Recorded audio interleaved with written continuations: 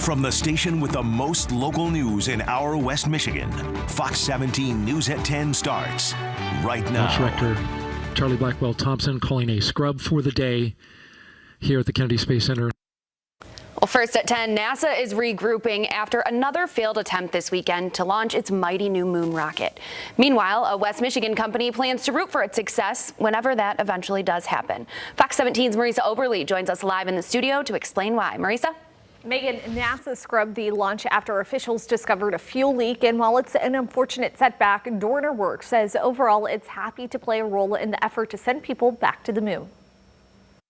At Dorner Works, each member of their staff eagerly awaits for the day. Our whole team's really excited about it. In which they see NASA launch the first flight in its Artemis project and say if all goes well, we'll be watching and cheering the launch and probably picturing in our mind what is it going to look like in 2024 when we actually have our modules on board. A piece of technology developed by the Grand Rapids company will be on board for the next mission. The ability to do geek speak, gigabit Ethernet, so high speed networking with that reliability that you need in space is a step up in the performance. Greg Wilds and Dacia Georgievsky explain in 2019 their engineers began to work with NASA to turn an Ethernet switch that's typically as big as a large pizza box into a chip no larger than someone's thumb. And as you can imagine,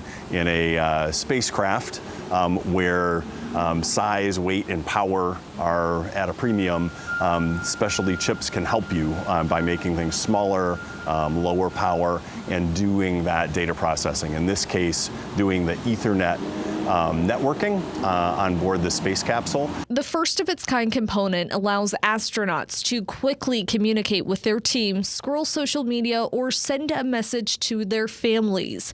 Georgievsky says beforehand they used much slower technology to connect their devices. Not all computer processors are created equal.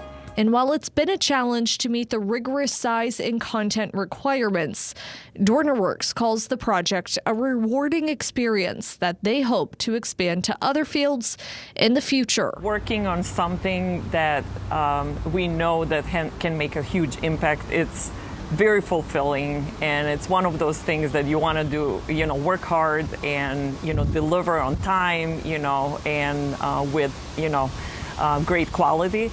On the other hand, as I mentioned before, it's a huge responsibility too. So there's nothing that we have left unturned in regards to making sure that, we have tested right. If there's any issues, that we resolve them on time.